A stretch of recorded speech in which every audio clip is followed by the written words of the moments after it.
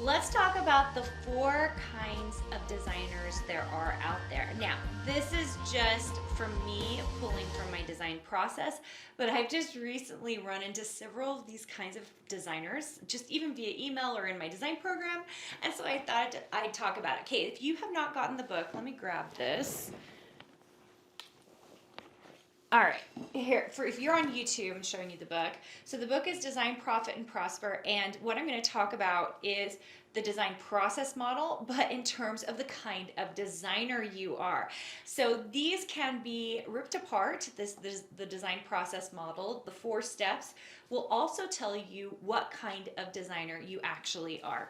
And so I think I don't go into this in the book, but if you want the book, it's on Amazon. You can just put in Carina Gardner, or if you can go to designprofitprosper.com, you can check it out there, and I have a link that will take you to the Amazon book if you want to check that out.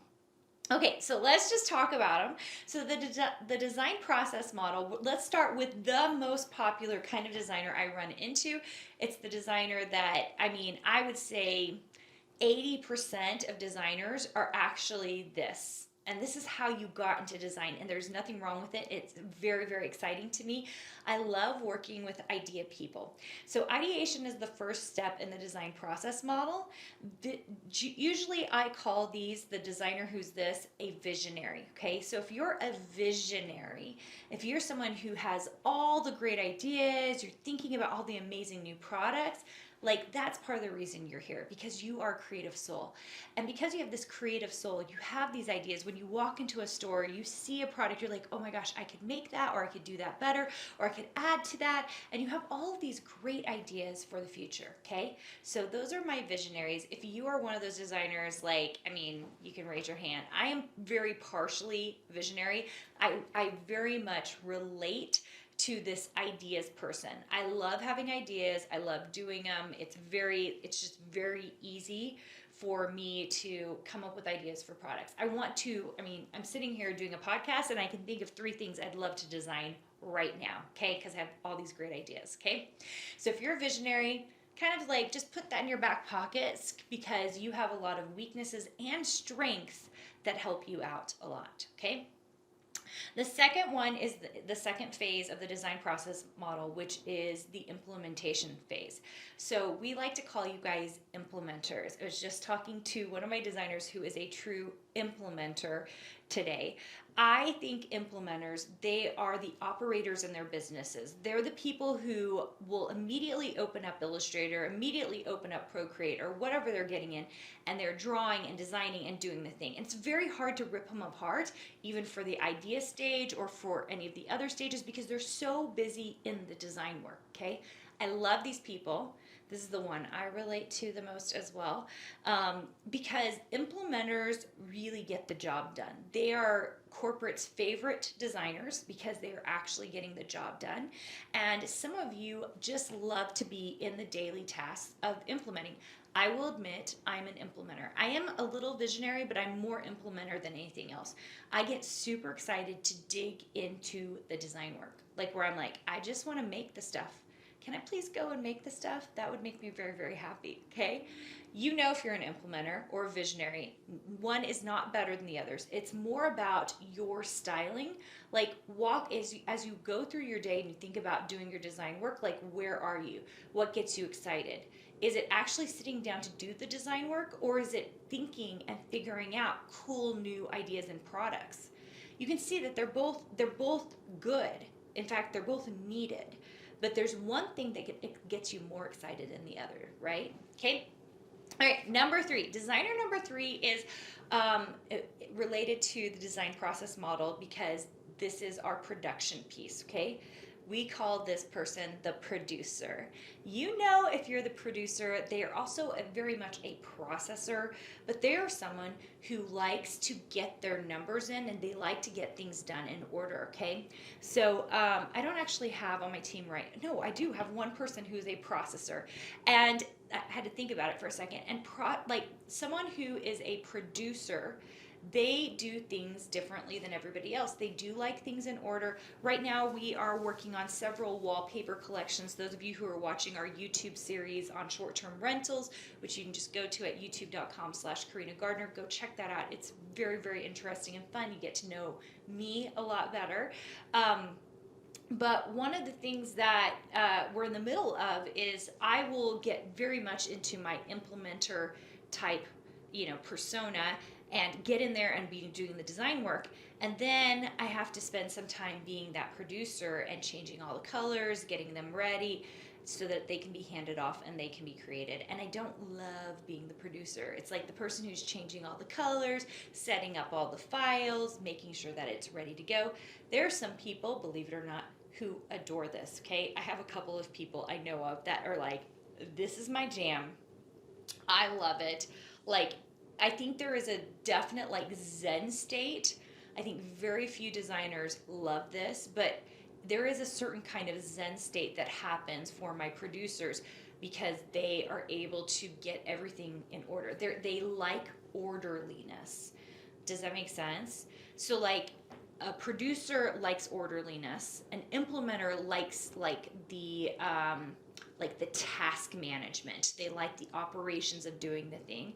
And the visionary very much loves just being able to robustly think about all of those ideas, okay? And figure out ways that they can come into fruition. All right, our last person, if you are following the design process model, is sales.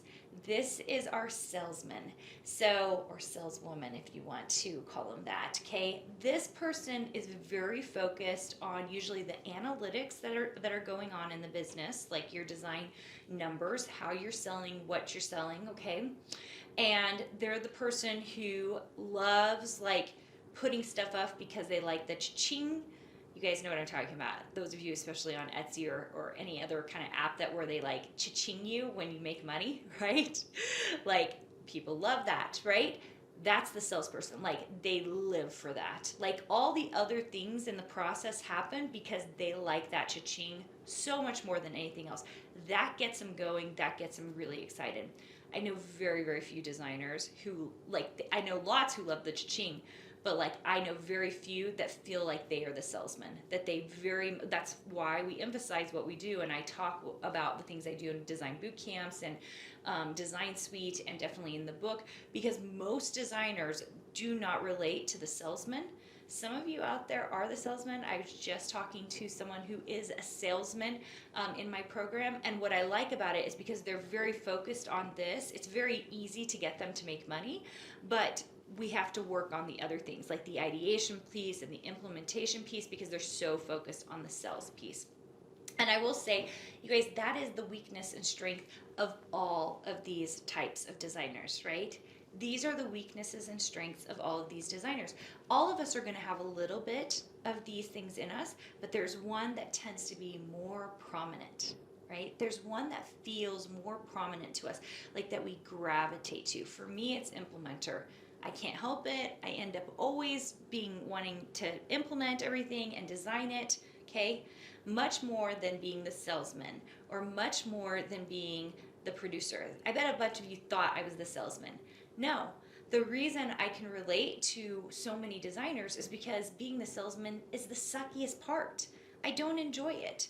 There are designers out there who love it, but I'm not one of them. And so I have to work myself into doing the cycle and understanding that persona so that I can actually do the thing I have to do. So I understand the struggle that so many people go through when they're doing the design process model, because it's like, oh my gosh, I just don't want to do these things. So the weaknesses and strengths. Okay, so every single one of these have different weaknesses and strengths, right? The weakness, of course, is the other three things that you don't have, right? So if you're a visionary and you're the ideation person, right, then your weakness is going to be getting your ideas and actually implementing, spending time producing them, and bothering with that whole sales thing, right? Okay. If you are a salesperson, then your weakness is actually maybe sitting and figuring out some great ideas and then taking those ideas and actually implementing them, producing them so you can get to the sales. right? So those are, just kind of play with that for yourself and think about, you could even rate yourself. In fact, I highly recommend you do. Give yourself like a score of 0 to 10, 0 being like you cannot, like you don't do it at all, to 10 being like you are exceptional at it, you are better than anybody else, like you are creme de la creme at getting that design process piece done, okay? And then you're going to kind of see that you gravitate towards one thing more than others, right? So you need to use that strength to your advantage to make it so that these other pieces work for you. Hopefully you like that, and hopefully you really can figure out and identify with who you are. The more you're aware of where you are as a designer, you're going to be more aware as well of where you kind of get stuck in your design process, right? Instead of making sure that that cycle happens over and over again, you'll know exactly where you get stuck, and that is huge, all right? So what are you? Are you the visionary, the implementer, the producer, the salesman?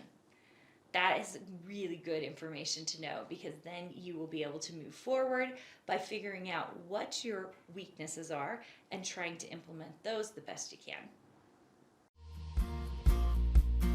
Hey, did you know that you can visit me at makeanddesign.com to learn more about this podcast and join my VIP group for weekly freebies?